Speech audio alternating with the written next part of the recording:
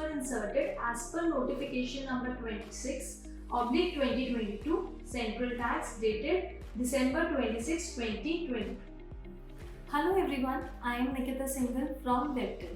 In the previous video, we discussed about the changes in Rule 37A, Rule 88C, Rule 109C. Now in this video, we will be discussing about the new clauses which were inserted in the CGST rules via the above said notification number 26/2022. Some of these changes are related to instructions and some of these are related as clarifications. So stay tuned. Before starting this video, I request you to subscribe to our YouTube channel Webtel Electrosoft to get regular compliance updates. For better understanding, I am taking you to my screen. A new clause D is inserted in Rule 59 sub-Rule 6 after clause C.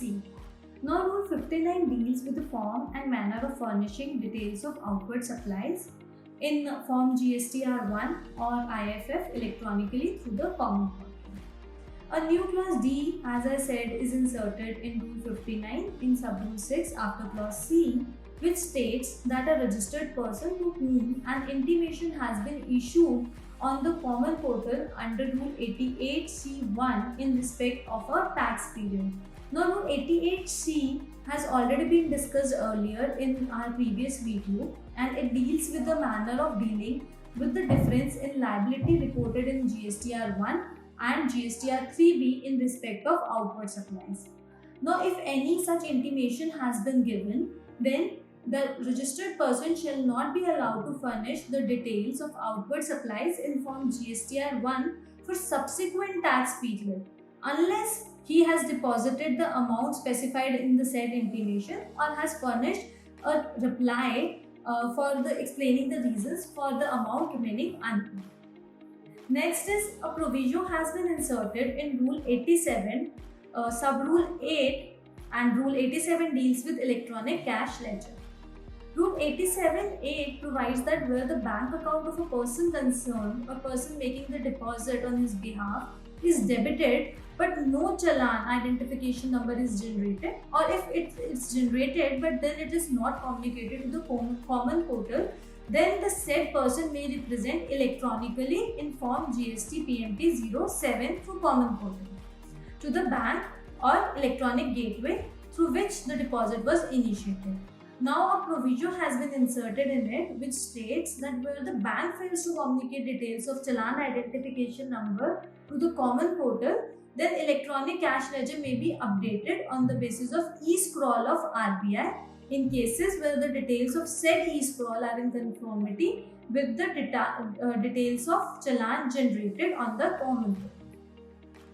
Next is a new clause F has been inserted in Rule 46, Rule 46 deals with tax invoices which are to be issued by registered person and containing specified items.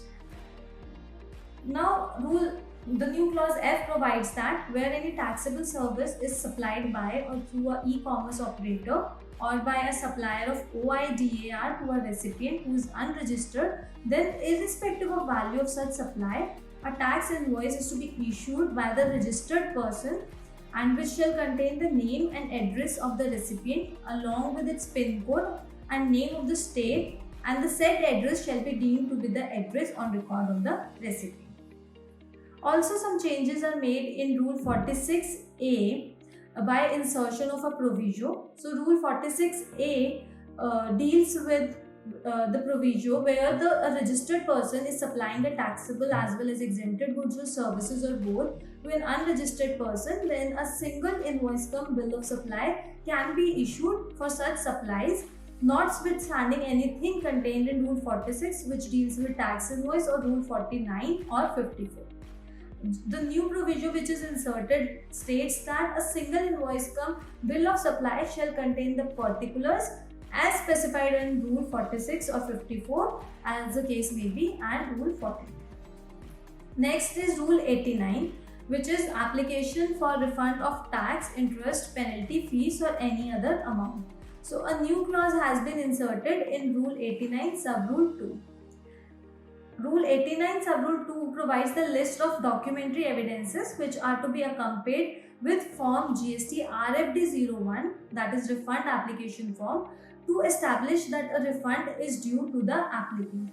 In this, a new clause is inserted which provides that a statement containing the details, that is invoices, which is invoice number, date, value, etc., in respect of which refund is being claimed, then along with a copy of such invoices, then the proof of making such payment to the supplier, copy of agreement or registered agreement, etc., letter issued by the supplier for cancellation or termination of agreement, or details of payment received from the supplier against cancellation or termination of such agreement along with the proof thereof. So in case where the refund is claimed by an unregistered person where the agreement or contract for supplier has been cancelled or terminated. Then next is a certificate issued by the supplier to the effect that he has paid tax in respect of the invoices on which the refund is being claimed by the applicant, stating that he has not adjusted the tax amount involved in these invoices against his tax liability by issuing a credit note. Also, he has not claimed and will not claim a refund of the amount of tax involved in respect of these invoices.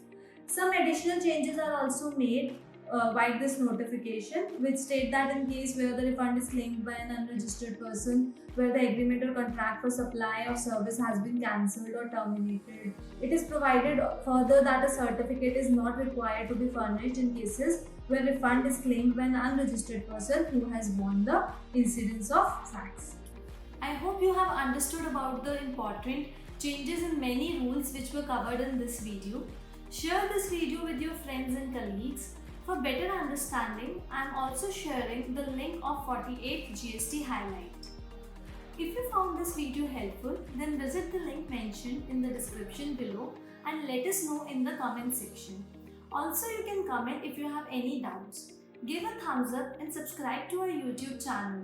Next Tuesday, we will be coming up with another interesting video to improve compliance for you. Till then, stay safe and stay tuned with us for better compliance journey.